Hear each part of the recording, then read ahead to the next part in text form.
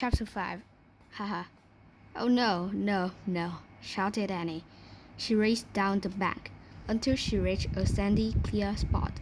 Here, here, she called. The wild beasts followed her with their wide eyes. Jack watched in disbelief as the swimmers changed their course. Slowly, all the wild beasts swam to where Annie stood. She waved them in like a traffic policeman. Jack grabbed his backpack. Annie, he cried, let's go before we get trampled. Keep it up, she shouted to a wild beast as she took off after Jack. They ran farther up the river, away from the incoming wild beasts. Finally, they stopped to catch their breath. They looked back. Everything seemed fine. The wild beasts were scrambling safely over the riverbank. Soon, they would race on the grass prepared by the zebras. Good work, Jack said to Annie. Thanks, she said. Okay, now for a riddle. No, first we've got to get clean, said Jack. You look like you're in a mud suit. High-pitched laughter rang through the air. It sounded mocking and mean. Jack and Annie turned around. They saw two spotted brown animals standing in the tall grass.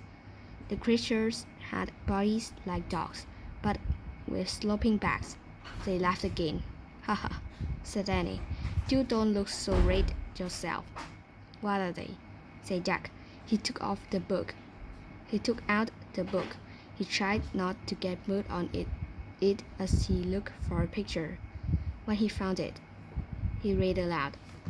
On the African plains, the hyena is the ruling predator after the lion. It makes a sound similar to a high-pitched human laugh. What's predator mean? Said Annie. It means it catches things and eats them, said Jack. Oh, said Annie. Jack. The two hyenas laughed again, and they moved closer to Jack and Annie. Quietly, Jack read more. The hyena has a reputation for being a thief and a coward. Let's see if they were cowards, whispered Annie. Let's try to scare them. The hyenas laughed and moved a little closer. How? Jack asked. Act like a monster, said Annie. Now. Jack and Annie made terrible monster face. They put out their hands and rushed at the hyenas. Arr! They shouted. The hyenas jumped and scurried off. Scaredy cats. Annie shouted after them. Come on, said Jack. Annie and Jack took off in other direction. They ran around a bend in the river. Jack heard the hyena laughter again. It sounded far away. Good, he said. They are gone. Hey, maybe we can watch over there, said Annie. She pointed to the edge of the forest. There was a small pond surrounded by tall grass. Zebras were drinking the water. Yeah, said Jack. If it's safe enough for them to drink. The zebras ignored them as they walked toward the pond.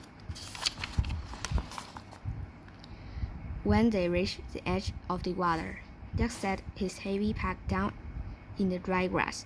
He glanced around. No lions were in sight. But then he heard something. On the far side of the pond, something very big was coming out of the trees. Chapter 6. Spick and span. Be still, said Jack. Jack and Annie stood frozen as an elephant stepped out of the shadows. It waded into the pond and dipped its trunk into the water. Oh wow, said Annie. Jack breathed a sigh of relief. An elephant wasn't going to chase them and eat them. Still, the elephant was huge. Let's sneak away, said Jack. But I want to watch, said Annie. Fine, said Jack. He was tired about Annie getting sidetracked. I'm going to solve the riddle by myself. I'll meet you back at the treehouse. He turned to go. He sprayed a water rain down him. It came from behind.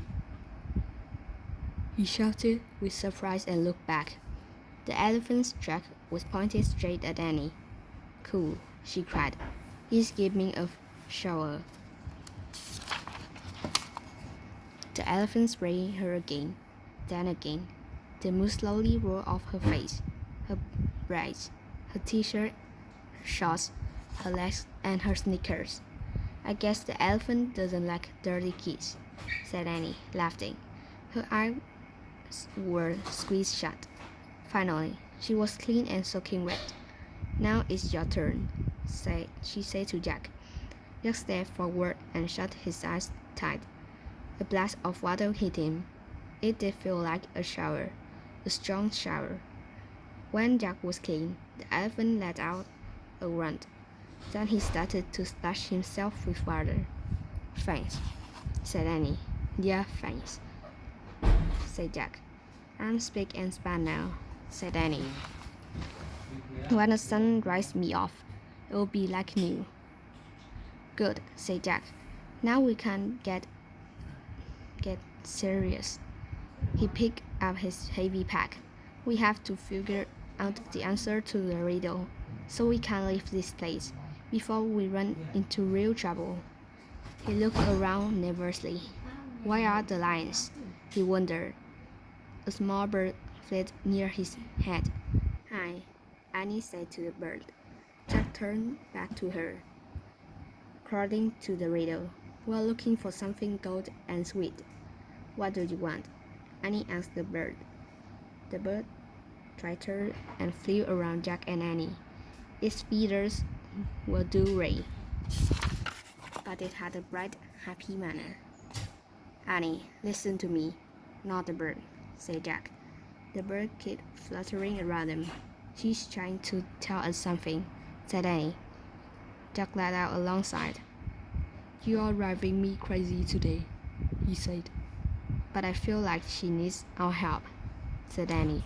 Maybe her babies fell out of the nest. Annie, you can save every animal in Africa, said Jack. This verse is important, said Annie. Just me. The bird darted toward the trees. It landed on a branch and cocked its head at them. She says follow, said Annie. The bird headed into the forest. Annie started after it. Don't go in there, said Jack. You might run into. There was no need to finish. The bird and Annie had disappeared into the trees. A snake or a lion, Jack said to himself. Come on, Annie called. Jack won. He pulled on his pack and ran. The peanut butter jar humped against his pack.